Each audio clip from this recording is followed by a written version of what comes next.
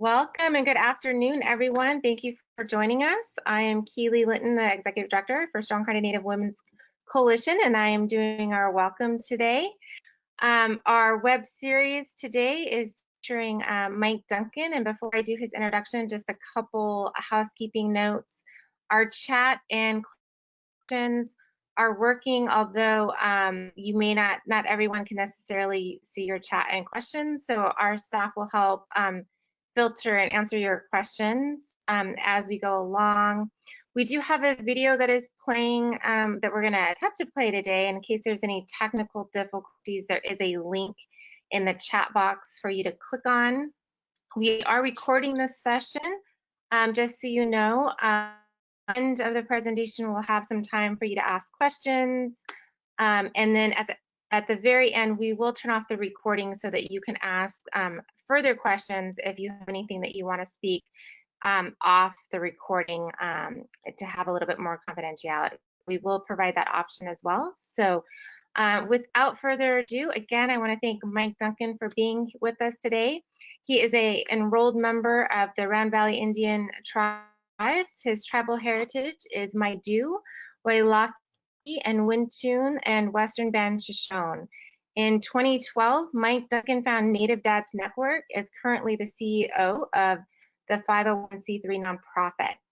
Since 2009, Mike has facilitated the Fatherhood, Motherhood is Sacred curriculum, which with great success, and has helped create a network of fatherhood and motherhood groups in Northern California.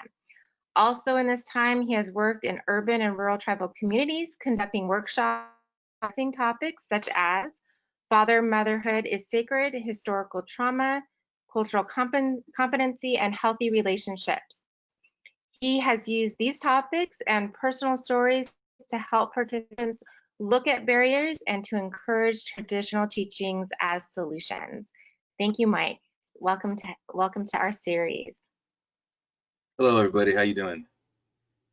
So I just take it from here, just roll out. Yeah, it's all yours. Yep. All right.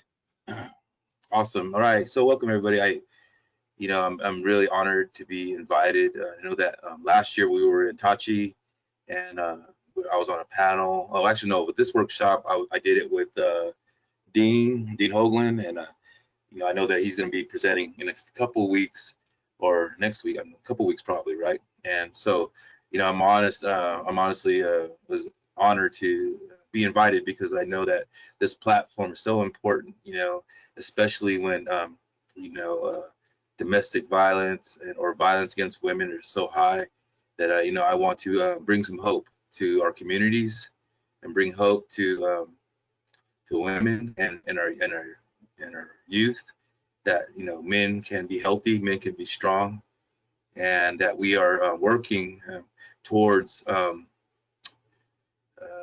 sharing this information, spreading the message of hope, and also continue to work on a curriculum to, again, to share with our surrounding communities, our Native communities that want to do the work as far as doing a fatherhood program or doing a men's program. I've been, like I said earlier, I was talking to Joy and them, Keely, about some of the things that have been going on in Sacramento. I just want to share a little bit about that first because it's something on my mind, and it'll kind of get me started with all this other stuff that we're about to talk about. Is I was mostly raised, like I said, my family's from the Round Valley Indian Reservation. It's up north here, and it's up in Northern California. And my heritage is Maidu, Wailaki, Wintun, but I was raised mostly in Sacramento, California.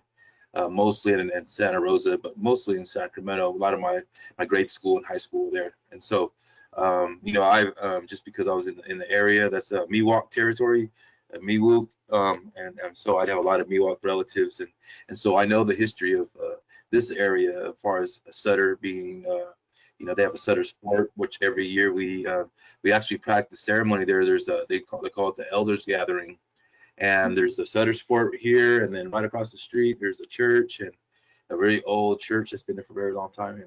And we've danced there, and even as a young kid, there's behind the fort there's an old building, and it's called the Indian Museum, and it's pretty small compared to the fort, but it has a lot of local tribes in this area, especially Northern California in this area right here, of regalia, uh, different baskets, and different things that we use as far as traditional things that we wear, like necklaces and so forth, clamshells, abalone, and different things like arrows and obsidian and things like that. And my dad worked in there for a long time. There used to be a little, like kind of like a native gift shop in the back, and he was a manager of that. And but I remember growing up in that area, and my dad working in there, and of course, I'm a young kid, and I remember running around that whole area, and he sent me to the fort. He said, give me, I think it was $1.50 then at that time, and he gave me $1.50 and he let me walk around, as a young kid inside that Sutter's Fort.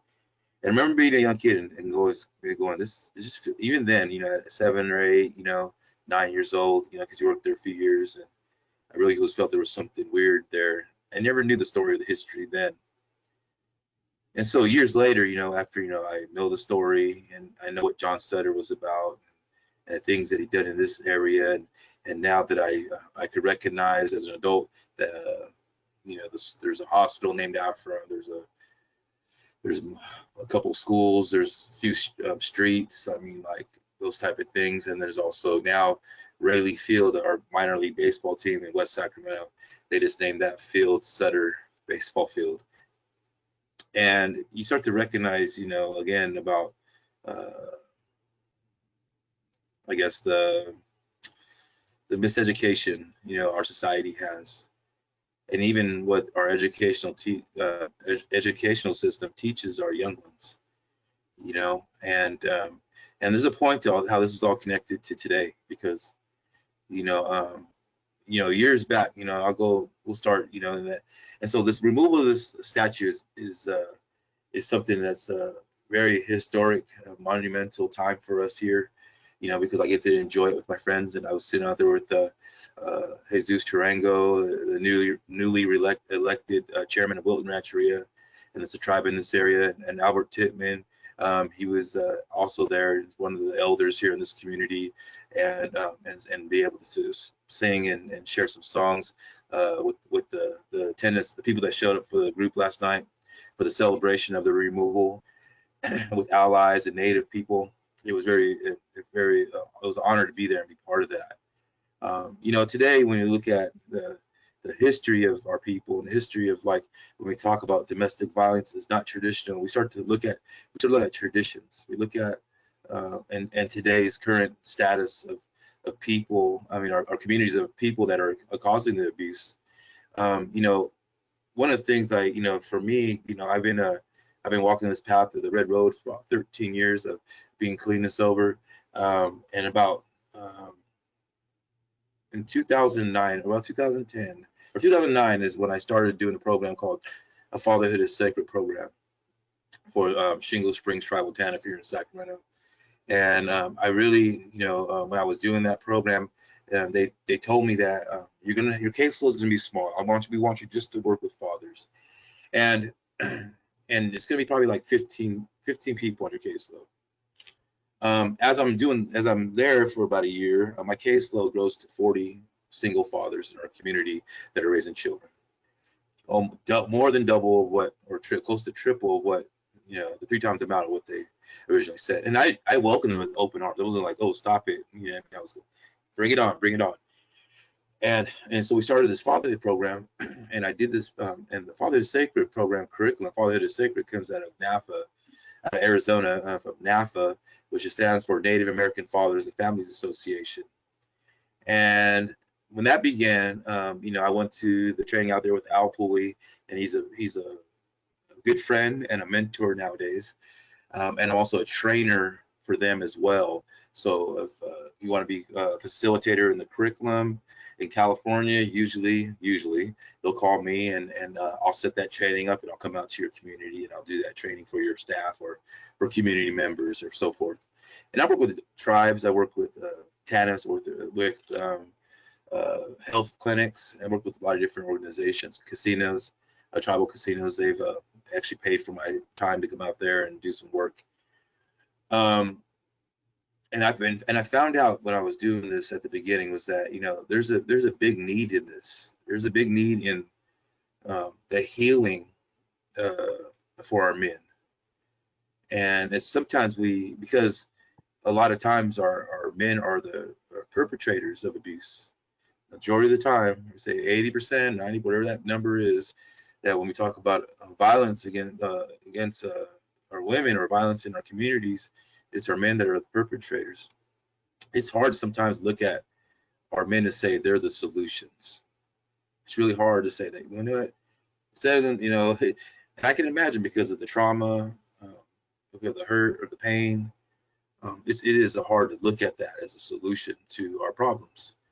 A lot of times we pick up slogans, and I'm a supporter of the women's movement, the MMIW movement, VAW, Violence Against Women movement. I'm a supporter of all those things. um, but I still believe that because when we look at traditions, we say, well, violence is not traditional, domestic violence is not traditional, that our communities traditionally, what made our communities what they were is the balance between men and women. And the reason why things are the way they are or lost the way they are is because the men are missing in our community, right? And so when I was doing this program at TANF years back, I realized that was something that was like, I felt like, man, that's something powerful. You know, I never thought I have, my room, as like I said, I was seeing 40 men on my schedule, and I had almost 30 men a week in attending my fatherhood classes. There's father and sons, there were cousins coming together, brothers coming together. There are people sometimes on the other side of the room, there are people that didn't even like each other that were participating. And I was thinking, how powerful is this? You know what I mean? Like, these men are willing, even they don't like each other, to sit in the room with each other because, they want to understand the importance of fatherhood. And so, that's how this mission that I went on at the beginning, this is how it all began. You know what I mean? It went from this point on for me kind of stepping away from TANF and going on my own and opening a 501c3. And in 2012, I came with the idea of Native Dads Network. And in 2014, we officially became a nonprofit. And then you go, yay.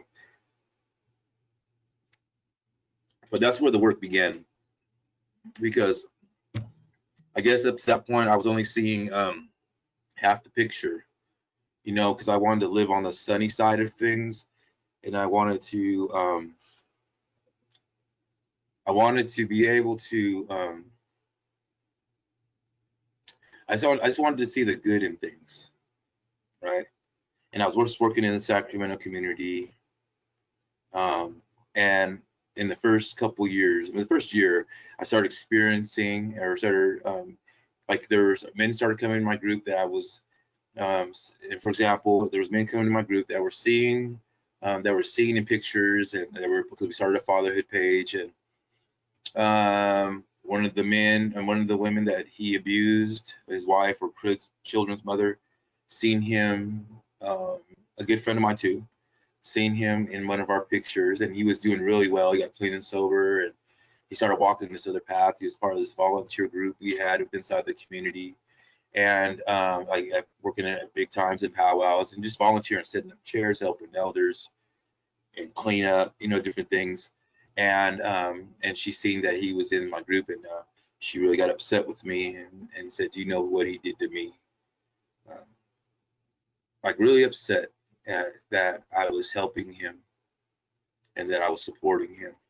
And one of the things I told her, or maybe I don't know if I told her at that time, but this is what I think at this point, because I really can't remember my thought process was at that point was, what was I supposed to do? I mean, I was, do I help this man even though he's a known abuser in the community, or do I just say I can't help you because you are an abuser, and allow him to go to a different community and practice the same behaviors that he was practicing in this community?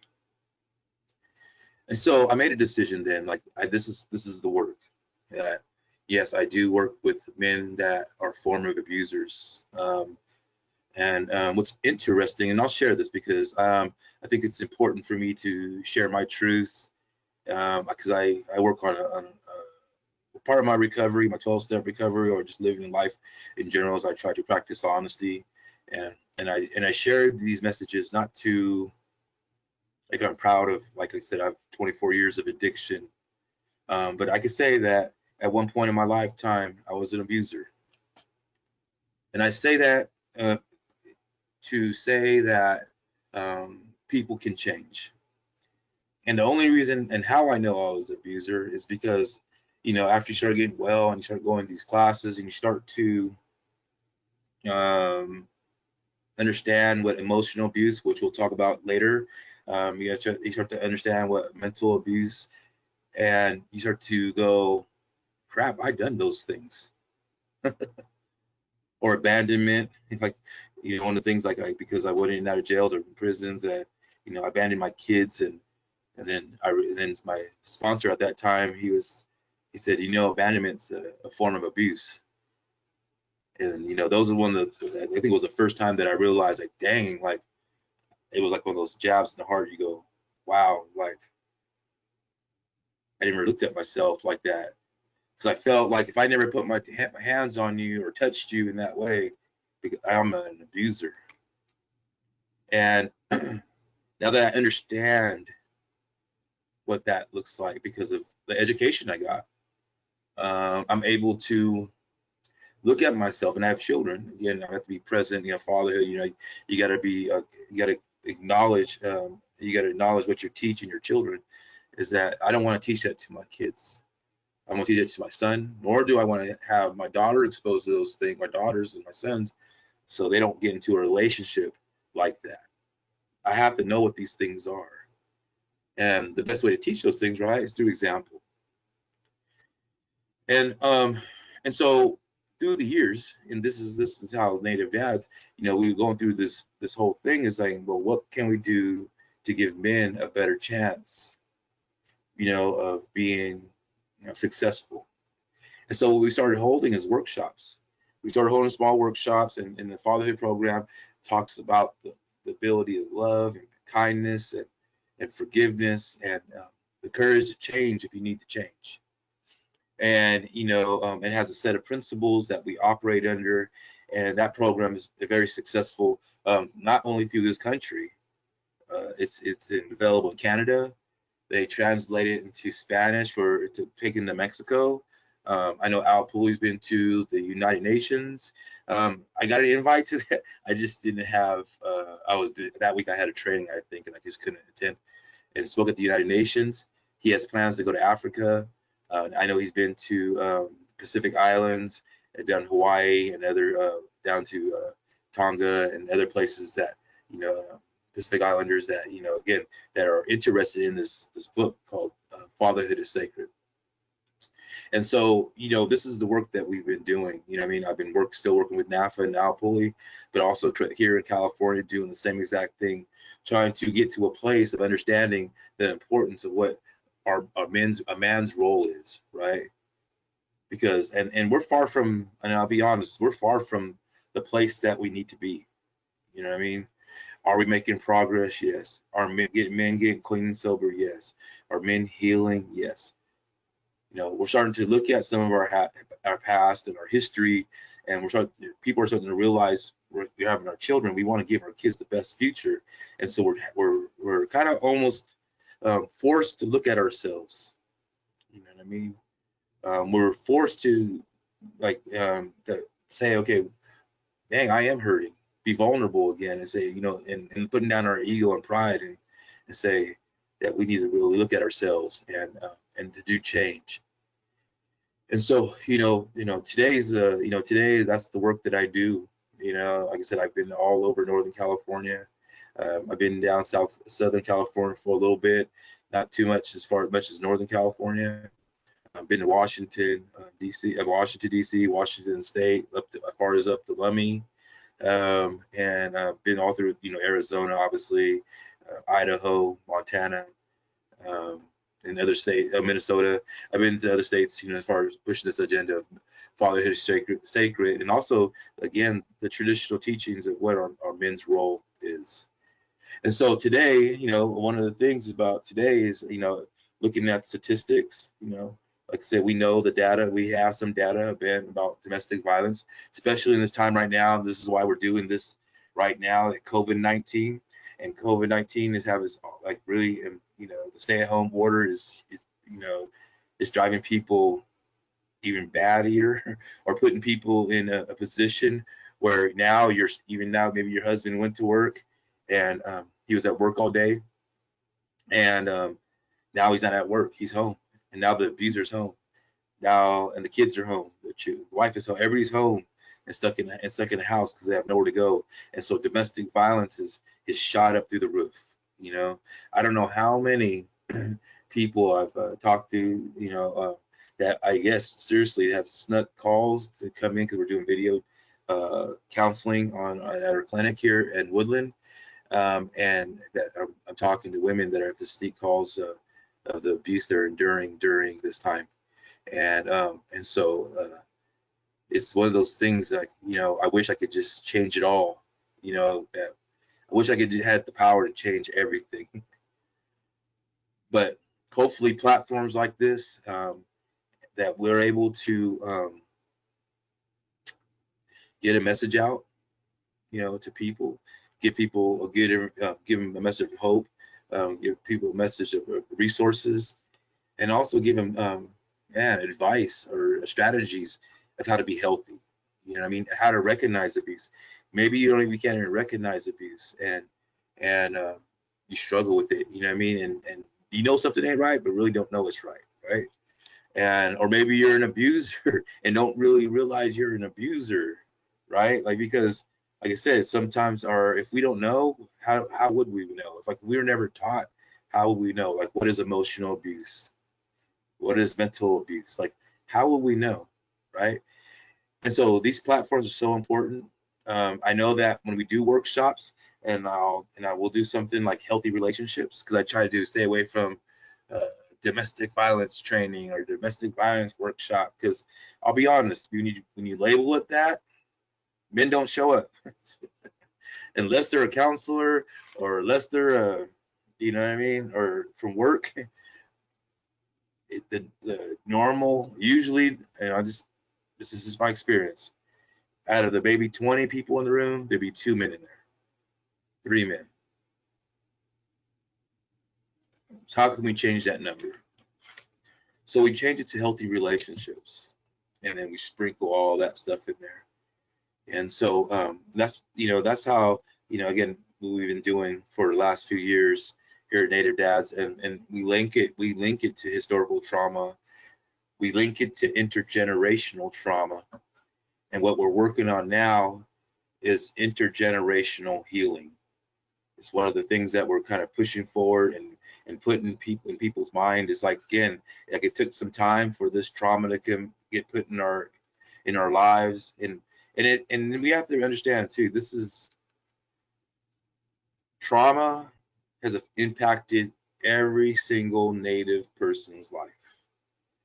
There is not one Native person here on this continent that has not been affected by historical trauma. Now, I've had this debate and argument with people, and I'll just say it because I think I guess I'm getting older now. So, like, I'll be 49 this year. I'm not an elder, but I'm getting to a place where I just got to say what I need to say, don't beat around the bush. I don't mean to offend nobody when I talk. I just need to say things are what they are, how I see it. That, when we look at historical trauma, and we look at how the impacts of boarding schools and the church and other entities, we know exactly where our trauma began. And when you start to really understand where it comes from, it's everybody's responsibilities, not just only the abuser. It is, because there's a lot of times I have people in my office, women, and I'll share, they'll come in there and tell me what their husband or boyfriend's doing, and I'm like, that's abuse, right? You know they're abusing you, right? You know that's not okay for the children.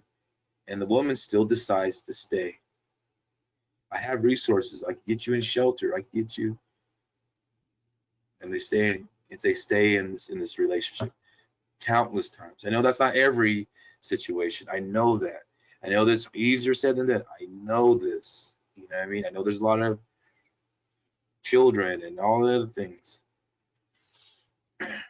But this is a people's problem. This is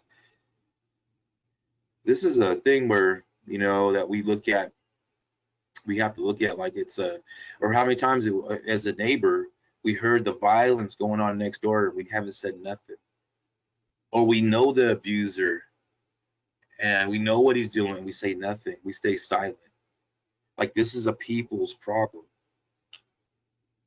because we figure it ain't none of our business, or we figure that, you know, we don't want to get CPS involved, or we don't want to get people involved. But what are the solutions do we have at this point? You know, my thing is when we talk about healing the men or healing the abuser, there has to be some sort of forgiveness implied in this, and we'll talk about that more towards the end when we get more into the healing part. But forgiveness, love, and the love for our people is a part of the healing. And like I said, I'll get more into that in a few minutes. But we have a video we're going to attempt to watch. I wanted to watch this video, and I thought it was very impactful the first time I watched this. So hopefully we get it going, and we'll start a conversation right after. Ready? Yep, I'm gonna go ahead and push start. Give me 1 second. All right. And Alaska Natives are as varied and nuanced as the people themselves. But the latest study from the National Institute of Justice finds one troubling through line that links these stories: the experience of high rates of violence. Like songs and oral histories, science can raise awareness by quantifying the severity of violence. It's time to hear what the numbers are saying. The vast majority of American Indian and Alaska Native women and men have experienced violence in their lifetime, and 1 in 3 have experienced recent violence in the past year. Those levels are higher than the general population, but that's not where the inequalities end. The study also measures a range of impacts as well as services needed because of violence. What's behind those numbers? Let's start with the finding that for American Indians and Alaska Natives, violence doesn't discriminate by gender. Women and men share similar rates of victimization. That means almost 3 million American Indian and Alaska Native women and men have been victims of violence. To put that number in perspective, imagine if everyone in the state of Iowa stood up, or every resident of Orlando, Dallas, Detroit, Anchorage, and Atlanta combined. That's the scale of the violence. But what about the scope? The NIJ study breaks types of violence into 4 categories, and violence against American Indians and Alaska Natives is high across all of them. Take stalking, for example. It can be a gateway to more aggressive violence, and repeated, unwanted, fear-inducing experiences come in many forms. Lifetime estimates of stalking for women in the study are almost double those of non-Hispanic whites. Add male and female victims together, and that's more than 1.2 million people. That would fill 20 sports stadiums if every single ticket holder had been stalked. Being forced or coerced to engage in unwanted sexual activity is another form of violence, a form all too familiar to American Indians and Alaska Natives. For example, these mothers, daughters, and sisters face almost 2 times the risk of sexual violence with penetration as non-Hispanic white women. Overall rates of physical violence by intimate partners in the past or present are even higher, from being shoved to having a gun or knife used on them. More than 1 in every 2 women and more than 1 in every 3 men have experienced physical violence by intimate partners in their lifetimes, comparatively much higher than the physical victimization rates over the lifetimes of non-Hispanic whites. Of course, not all violence is sexual or physical, so the NIJ study also examines psychological aggression. For example, expressions of anger that seem dangerous or humiliating, or controlling access to birth control. Overall, psychological aggression affects more than 1 in every 2 women and men. Psychological aggression may not be as obvious as broken bones or bruises, but it is real. Among victims, 63% of women report partners tracking them, and 55% of women report being kept from family or friends. These are just a few findings, but remember, they are numbers that correspond to real victims who would fill the entire state of Iowa. Now picture if 97% of women and 90% of men in Iowa were victimized by people of other races and ethnicities, interracial perpetrators who violated the safety of their schools, workplaces, parks, homes, and bedrooms. Numbers alone don't tell the whole story, but they do point to a dangerous gap. Most federally recognized tribes don't have the legal authority to criminally prosecute non-Indians, even for crimes committed on tribal lands. So, what does it all mean? The impacts of high rates of violence against American Indians and Alaska Natives range from missed days of work or school to physical injuries. It's not surprising that services are needed, like medical care to treat injuries. But here's where the NIJ results uncover another glaring disparity. Almost 40% of female victims who need services can't get them, compared with only 15% of non-Hispanic white female victims who fall through the cracks.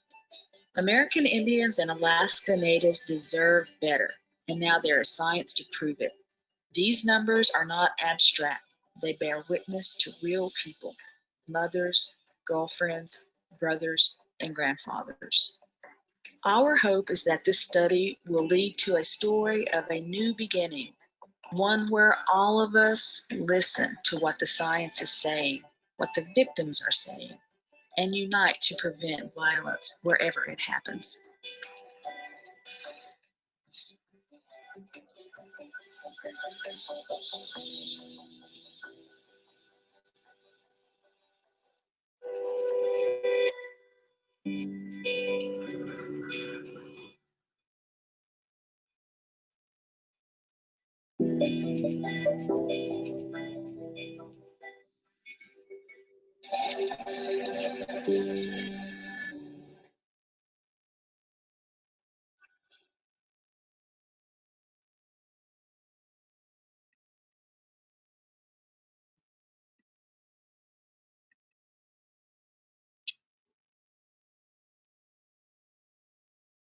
Am I back on now?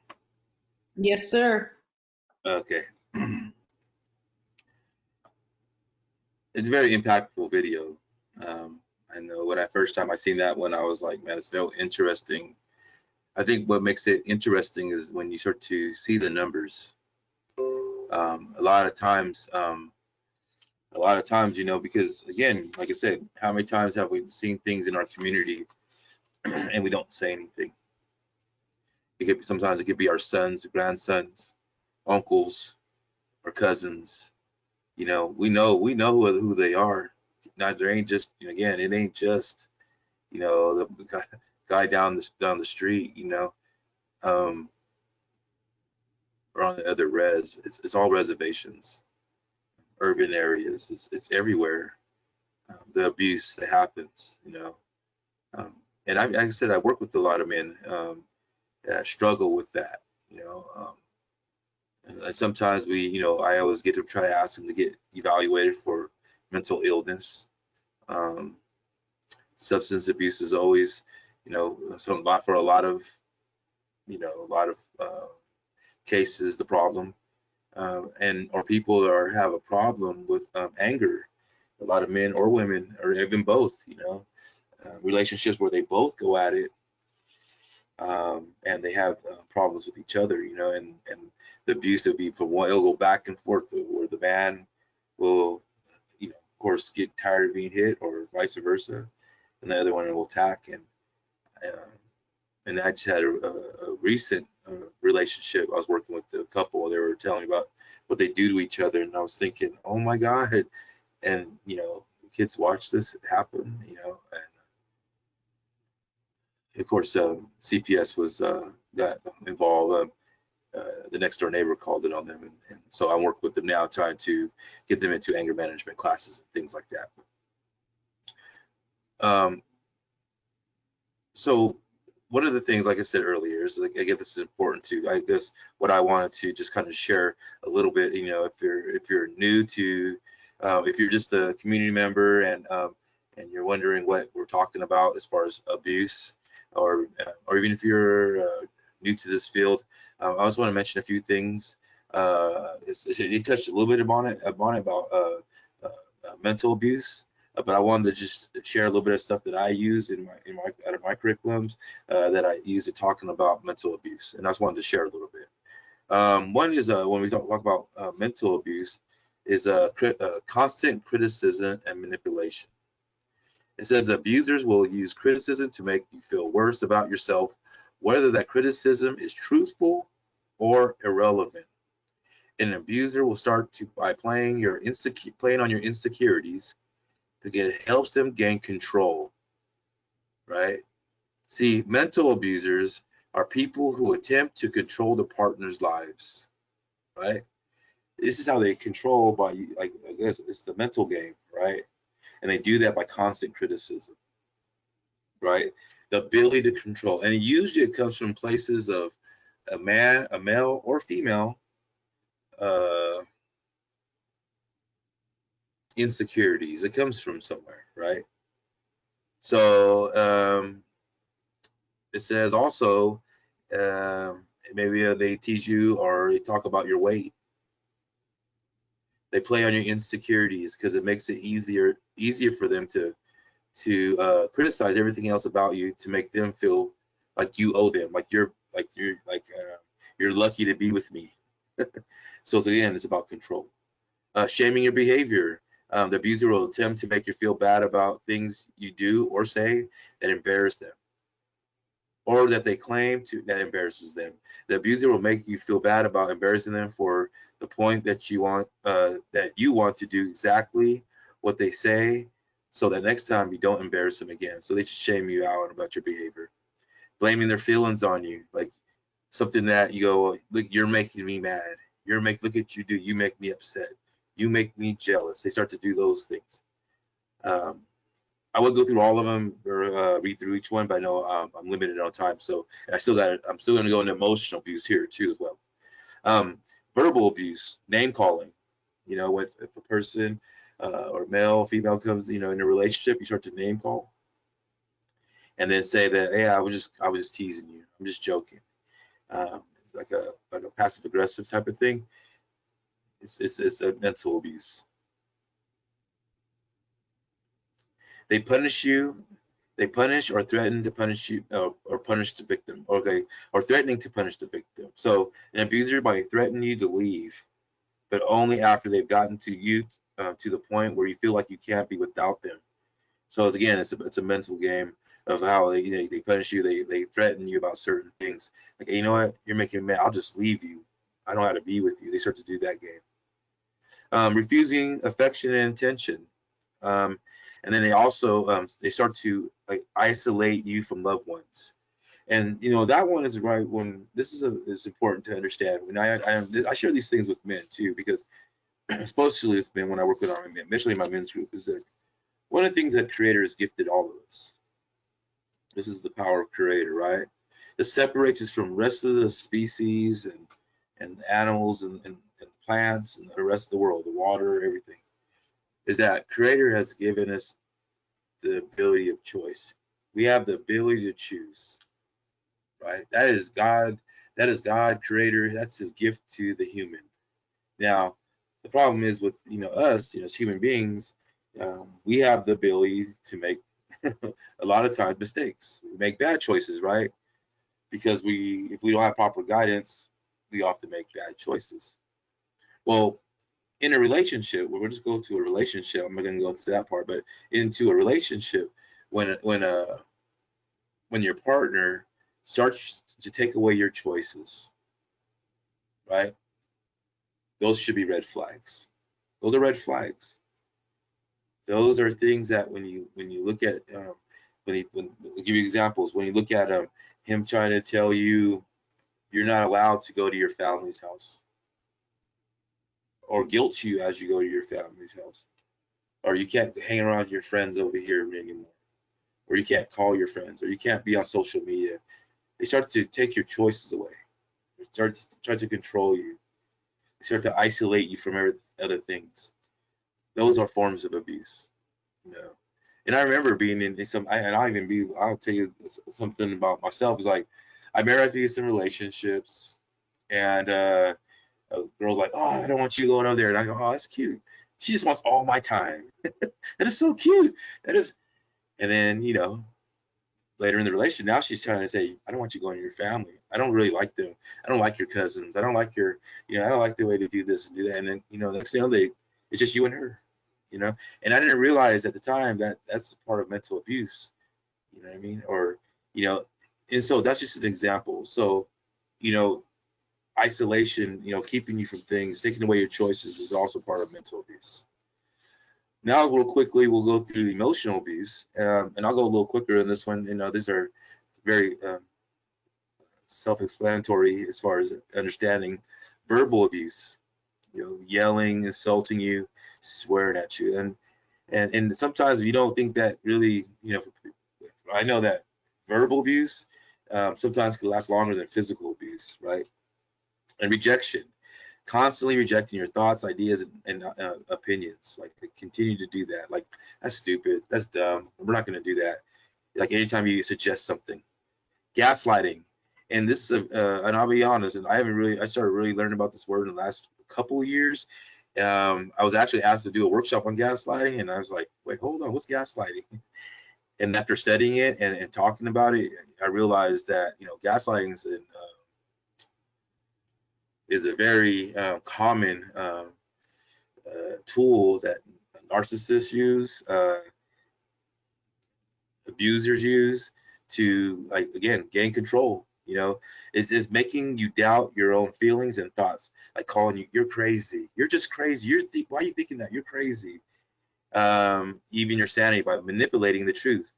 So part of that, when people get into that place of abuse, they start thinking like, they tell you half truths. They don't tell you the full truth, and they do that because it's part of what they call as gaslighting, and it's about manipulating the truth. They put you down, calling you names, publicly embarrassing you, blaming you for everything, and also forms of social abuse, causing you fear, making you feel afraid, intimidated, or threatened, isolating you. It's emotional abuse, right? Financial abuse, controlling or withholding money from you, preventing you from working or studying, stealing from you. And then again, the last one is bullying and intimidation. Purposely, repeatedly saying or doing things that are intended to hurt you. So those things are just things that I'll say that a lot of people should work, because I think about these things sometimes even happen in workplaces, with bosses and things like that. But going forward to, I guess what I'm trying to share is that this is some information. When you start to study like what abuse is, it's more than just physical. And obviously, maybe some of us have fell for that more than once in our lifetime, or maybe we're witnessing it now. Of course, now I've been educated, and I practice walking a good path. I understand, and I have low tolerance, and when I see things that are red flags, I obviously know what to do. If I get involved into a relationship and those things start to pop up, and so I address them right away, or I walk away quickly.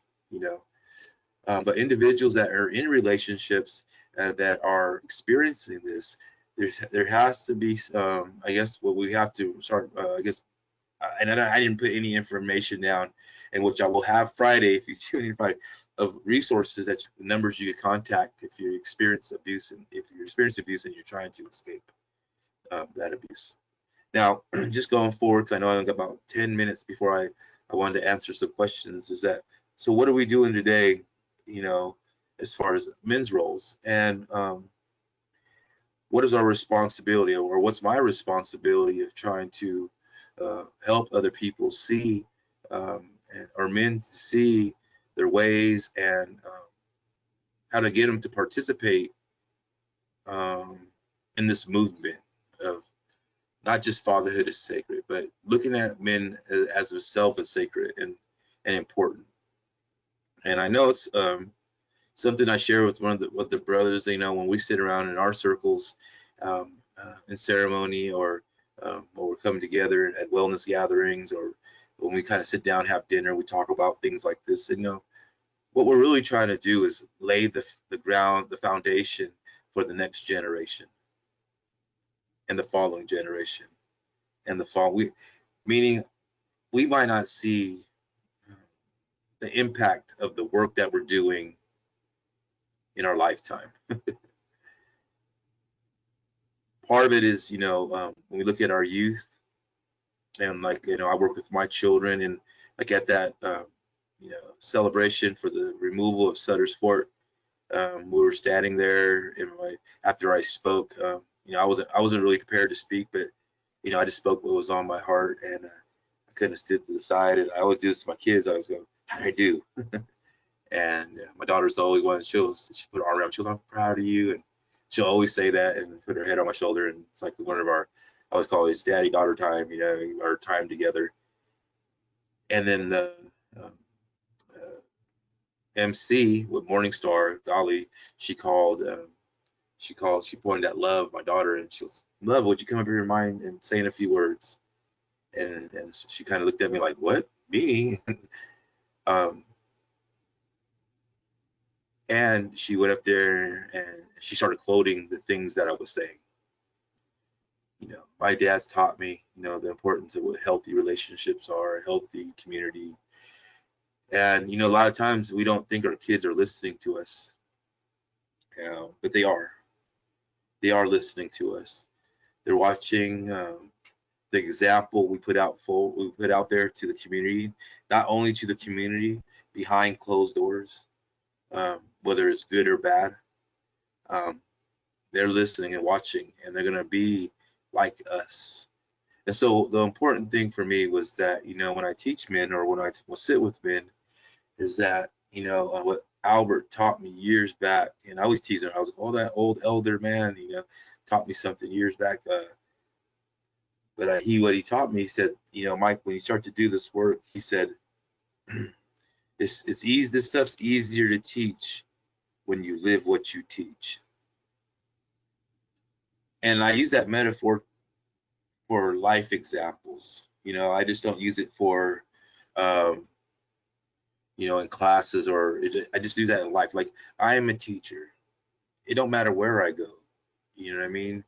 I'm at the age, and I always tell my kids, you're also teachers. You're teachers to your younger cousins, or those community members, or those young girls when you go to ceremony. They look at you, and they're gonna practice, or they're gonna see whatever you do. They're gonna practice what you do.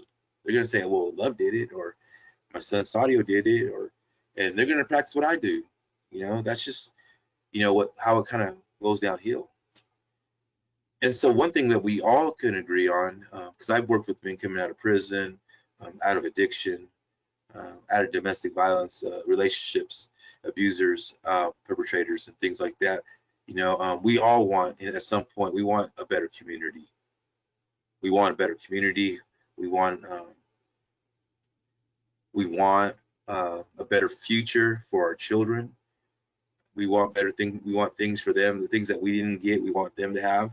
I think that's just a parent thing, you know. And so, but one of the things that we have to really emphasize, and really, kind of relay the message of responsibility. It's all of our responsibilities. It's not Mike Duncan's responsibility to change the world. It's everybody's responsibility to do the right thing. It's everybody's responsibility to know what healthy relationships look like. Is if you don't know, then you have to find out. You have to learn. You know, we have to prevent our young women and to teach them how to say no and mean it and say it and fight and push away. You get away from me. We have to teach them that language. We have to teach our boys to when they will hear women say that, they know what that means. That means get away, walk away. That doesn't mean go forward. That doesn't mean continue doing what you're doing if it's not welcomed. It means do not do it, you know, and tell them the consequences of their behavior if they do it, you know. And it's something that I learned in this program, you know, of Fatherhood is Sacred, is that the importance of order and chaos. You know, traditional speaking, we're talking about domestic violence is not traditional. We talk about traditional.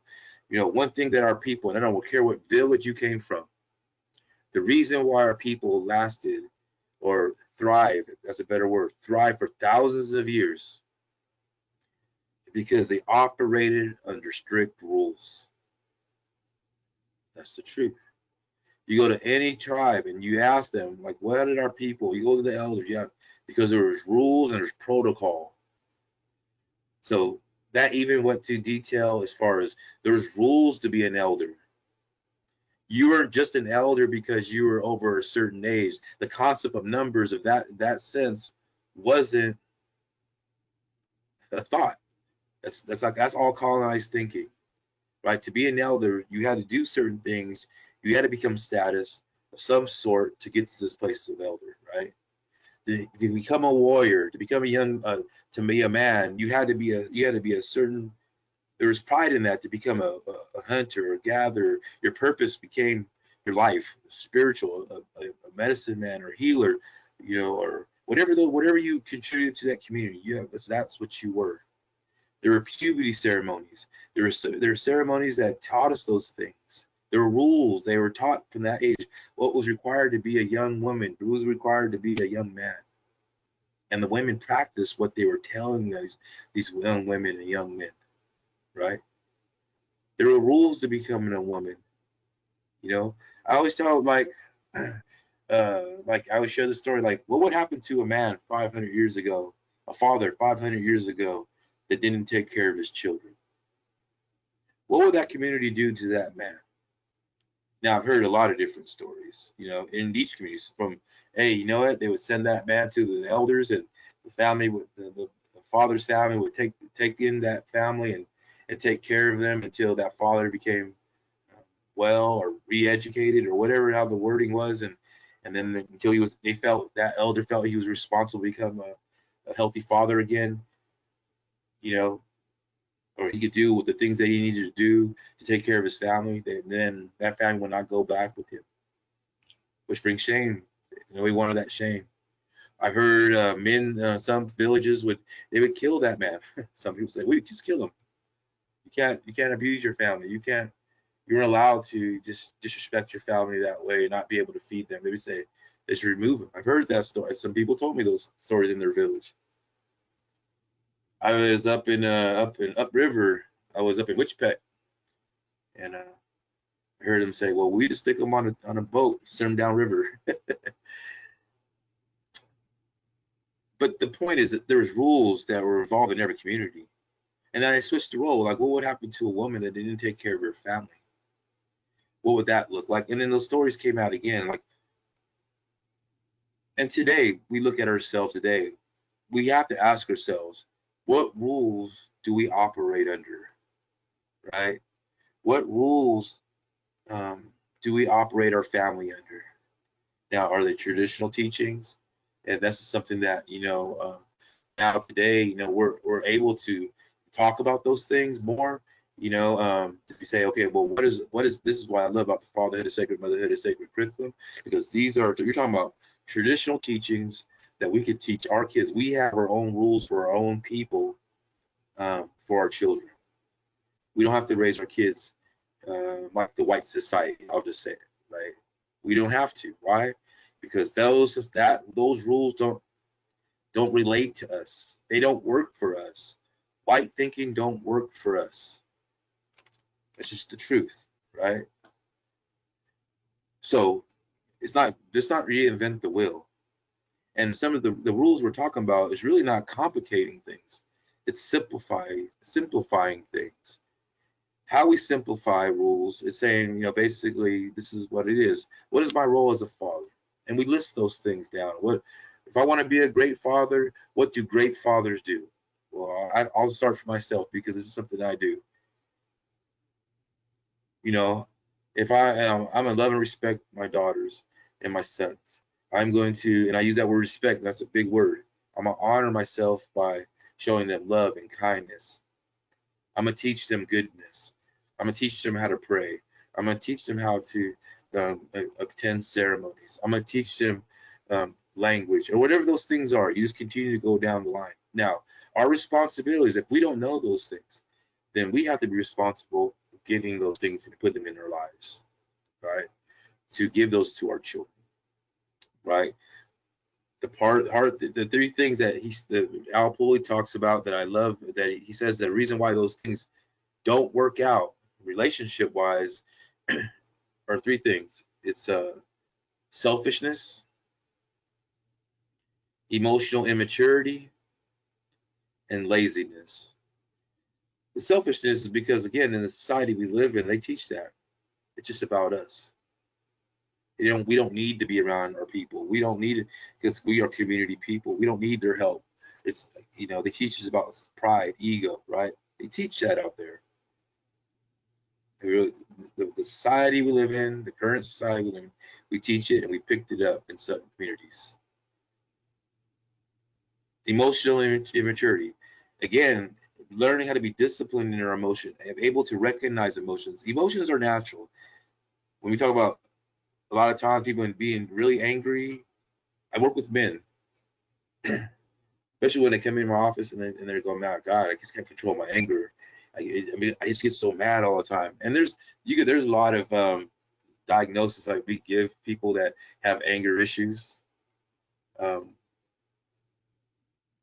I think sometimes I go, you know what you are? It's just like you're a grown man having a temper tantrum. You're not getting your way, and you don't like it, and you're taking it out on everybody else in your family because you ain't getting your way. That ain't right. Hate to tell you that. That's the truth. You got to work. Let's work on your emotions, and we'll start working on our emotions. And he'll tell me like, man, I've never had a man tell me that in my life. And I'll just tell you this, the thing I know about it, because this is some of the things that I've worked on as a man. If someone told me that, I recognize that there's truth in that. Now, the last one he said was laziness. The other part about laziness is that it takes a lot of work to get to this place of change. And because it's so hard, people just give up. And they use the excuse, I guess I'm just not that way. I am what I am. Accept me for what I am. And they just give up of the idea of change, of goodness, or healthy, or a lifestyle change. They start to believe the lie. And that's where I get frustrated, because I know that they're cheating themselves. They can be good people. They can change. They can learn to respect women. They can learn how to stop the violence in the community, but they're choosing not to because it's hard work to change, or they're afraid what other people will think of them, or they're unwilling to listen to other men, or listen or come to a wellness workshop, or listen to other men trying to educate them in some sense. Their pride becomes a problem. So I think what's important for me, and I'll close with this, as my responsibility, and I've been working with a lot of recently, I have one at the end of the month to work with Two Feathers and I believe they're in Hoopa. Two Feathers are up north, they're up in California, but they're doing a youth Gona. They're going to try to do the Gona on Zoom, and they have the youth running it. And I'm talking to them weekly. Kind of, they want to know my bio. They want to know who I am, and so I'm telling them my life story, and they're writing stuff down, and they want me to share that. I think one of the things is really to continue pushing the message of hope. We need more men to stand up and speak truth. And we also need to, as men, we need to give women hope that we're changing. It's going to take some time. I know a lot of good men out there, traditional men. They're working hard to change the perception of how they see Native men. I'm one of them, but I have a whole list of men. We could say, Dean Hoagland, Albert Tittman, Calvin Hedrick, Kyle Bill, Basolwin Brown, Shea Duncan. There's a list, that goes on and on. Cliff Mota. I mean, there's a list of men that I know that are doing the work, that are Tony Steele. I mean, there's, like I said, there's just more names. I mean, if I forget somebody, I know I'm probably regret it later. But I still got Friday. I'll make a list next time. But there's just a bunch of men I know that are Martinez just comes to mind. But there's a lot of men that are pushing for the idea of better wellness for men. And so that's my share for today. Like I said, what you heard today is one. I'm probably going to go in a whole different direction Friday and talk about some other things. Maybe show that video again, but just talk about some other things that are, like, now that I've got the juices are flowing here. I jotted down some things that I want to talk about next Friday that I'll bring up when I have another hour, and I'll share that. So hopefully everybody tunes back in Friday and I can share that. I'm open for questions.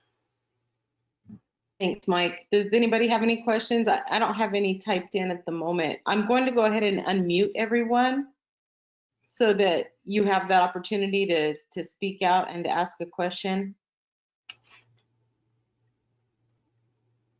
Here we go.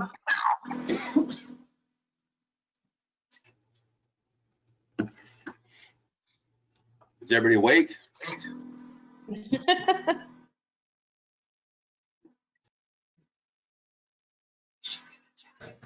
We can't let him think he did so good. We don't have questions. Hi, Mike. Can you hear me? My name is Veronica. Hi, Veronica. So I work down at Thermal, and we had started a small group for youngsters, pre-adolescent, preteens, and we had some interest in, like, some of the older men come and also attend the group, and it seemed to work really well. And I was looking for a curriculum where I can include both young men and adults, because they, some of them were, not only did they take something from this real quick training, but they had a lot to offer from their own experience on what not to do with the boys. So what kind of resources would you suggest I use moving forward, sticking with this group? I think one of the things that I would do, and this is, I use multiple curriculums when I'm doing something similar. You know what I mean? And I've worked with other communities, developing, because, like, the fatherhood curriculum, I mean, once you start to master some of the teachings of the curriculum, it could be a weekly class. When we talk about character building, or we talk about forgiveness, or we're talking about love, kindness, those are all, like, topics or principles that we could work on and examples. But, I've also used so if we have shorter workshops, say we have a 6-week series, I've used GONA. I don't know if you heard of GONA, it's Gathering of Native Americans, but they have the mastery, hold on. They have, the first one is belonging, mastery, interdependence, and generosity. And then I use some of their teachings as far as that. And also some of the games that they like to do. You ever do GONA games where where you kind of do icebreakers through, and make everybody laugh and have a good time, and make it fun for the youth. And then I also use one of the things that we've been using recently that I thought was really fun, was really doing and incorporating like I won't call it sports, but it's something similar. Like, so if you have something close by or on at the facility you're at that they could do that has to do with like running or relay or something physical, that always works as well. Even with the adults, you know what I mean? So as you're doing something, because what is developing is team building, and with team building, it also builds relationships. So we're trying to reduce, if we're trying to reduce bullying, you know what I mean? That really helps in that areas, because when people are working as a team together, those are, obviously you're going to support your teammate and help them be a better person, and it builds friendships. Does it make sense? Yes, thank you. Thank you very much. Welcome. Anyone else?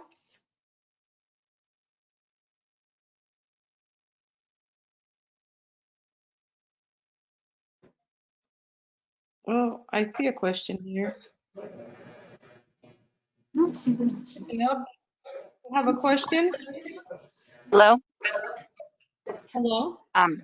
I've taken the Motherhood is Sacred class through TANF, and I was wondering, is that the only place that they're able to provide those types of classes, or is there another avenue you guys are looking into? Well, I know that. What area do you live in? Southern California. It was through Torres Martinez Tribal TANF. Oh yeah. I did. Well, I know a lot of people are trained as facilitators down there. I know what I've been doing recently too is because we've been doing like here, because of COVID-19 shelter in place. People been on. They've been obviously our facilities are being closed as well. So I do every Thursday. I do fatherhood and motherhood is sacred class on Facebook, and it's from five to 6. It's only an hour, because I figure that's as long as people's attention spans are, about an hour. I have close to 40 some people all over, logging. I guess if they're logging in, I'm not. That's what I see, about 40 people a week. And so we go through the fatherhood and motherhood sacred topics. So you're more than welcome to sign up for that, or like the page and get notifications. And that is fatherhood. Is just, we label it, because when I first came out, it was just about fatherhood. So it's Fatherhood is Sacred Sacramento chapter. So if you go to that page, you click on there, and then it will notify you when we're doing our groups on Thursday nights. Except this Thursday, I will not be. I'm actually canceling it this weekend. I mean, this Thursday, only because we're going to the Capitol to protest the tear down of the Columbus statue in the Capitol. And so they asked my daughter to come speak, and so I'm gonna go take my daughter up there to share on that youth panel that's going to be up there. But after this week, it'll be on every week. Thank you for that. Good luck with that. It sounds exciting. Welcome. It is gonna be pretty awesome. How do you sign up to become a facilitator, to receive training to facilitate that? The training, actually, you go to NAFA website. It's the Native American Fathers and Families Association, NAFA. Right now, I think I'm doing one. I'm doing one here in California, and it's I mean, since you guys are on here, if you if you want to sign up for the training, it's because we haven't publicized it, because I already had a large group already signed up to do it prior COVID, and so now we're going to try to do a virtual one, but they kind of closed it. They haven't put it on in any media or anything, on a website or anything. So, but if you contact NAFA and you tell them that you talked to Mike Duncan, and he said that and told you about this virtual, and that you want to sign up, and for this training to be a facilitator, I will co-sign for you. Okay, thank you. Yeah, because right now, like I told them, I said, well, can you make me a flyer so I can put it on social media and all that? And they're like, no, we don't want to do that yet because we want to give people that originally signed up first to get on there.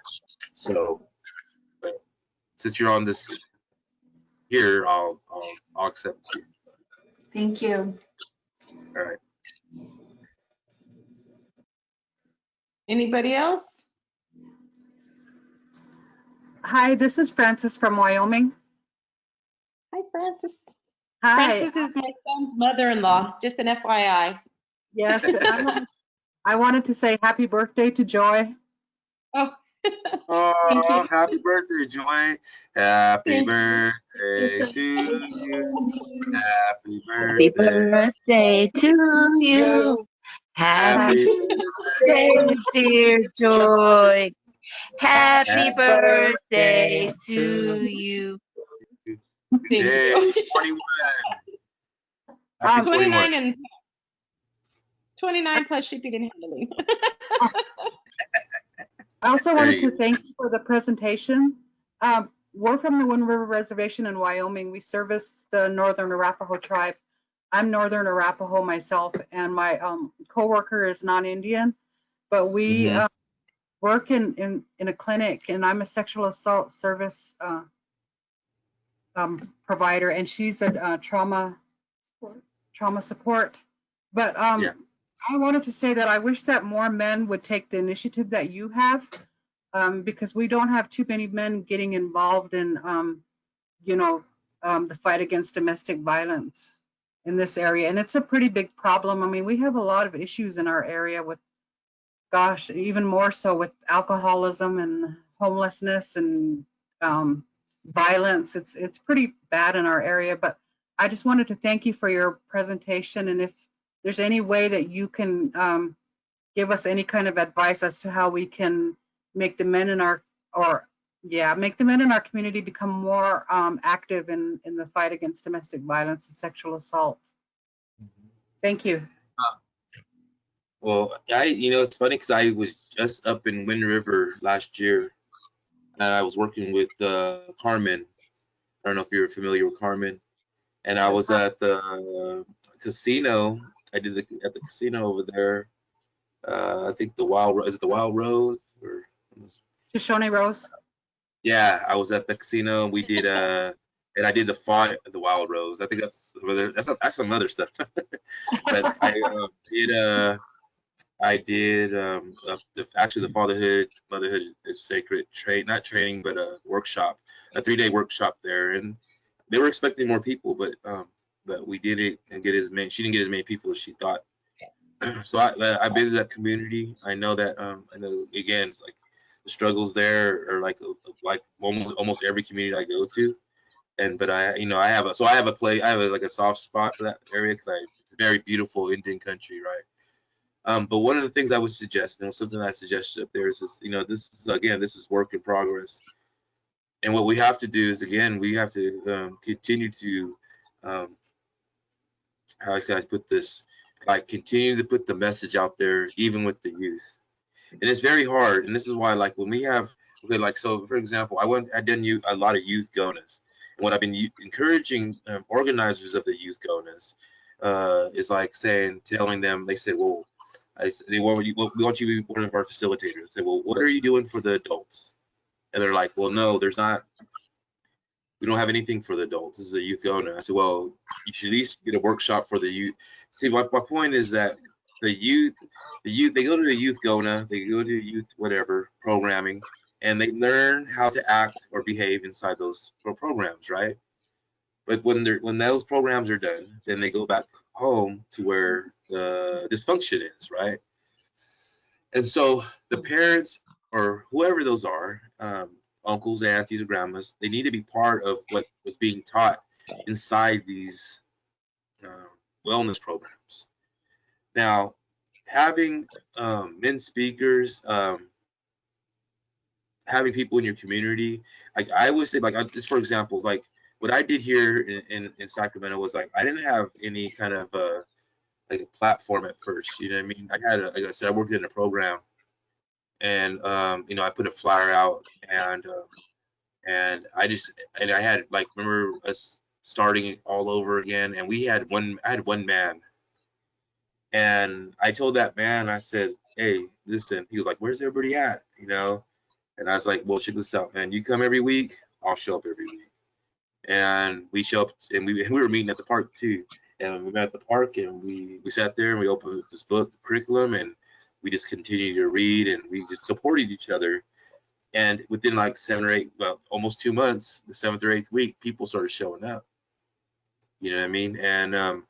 And so what I say is that if you start to develop, you say this is a men's group, this is what we want to do, and don't give up. I mean, just continue to have it open for the men. You know, sometimes what we do sometimes, and this is we make it mandate. You know, if you're in an AOD program, you say, I want to put you in this fatherhood program or this men's program, or we're going to introduce them to the program. And even if they show up just a few times, man, it plants seeds. And if it's open every week and somebody's doing it every week, they know where to go when they start to struggle. Men need a safe place. You know what I mean? And they need a safe place where they're not going to be judged or feel like they're different, because a lot of our men are wounded, and I'm not saying it to like justify their actions or their behavior. I'm not, but a lot of our men are wounded, and they're taking a lot of their microaggressions or their anger out on the rest of the community or their children. You know what I mean? But the message you put inside these groups or these circles is, again, the respect for their community, women, children, their culture, their traditions. You know, things that are solid, that they see. Like when I come out, I'm not selling you Mike Duncan's point of view. I'm telling people the truth. Like, the truth is that traditionally men had a purpose. This is what our role was, right? There's nothing but truth in that, right? And so when people start to hear truth, they can't argue the truth. You know what I mean? And so we have to make sure that men, and the truth is, the men are important. Men are important. Men, we need men in our communities, you know. And one thing that I always like to share is that, you know, like women have been holding our people for a very long time.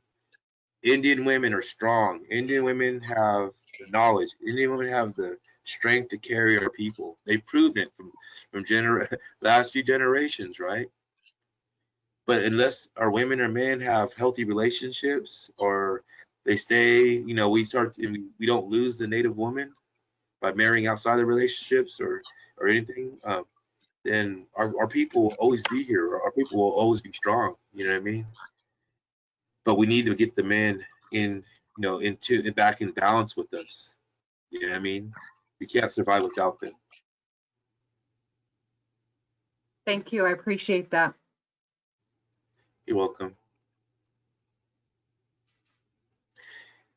And anytime, and this is like, I'll just put it out there, like, it's Wyoming, man. I love going to Wyoming. I've been to that little airport. Is it Lancaster? And It's Riverton. yeah, it's pretty cool out there.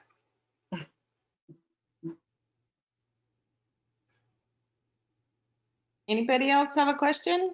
You guys got them today.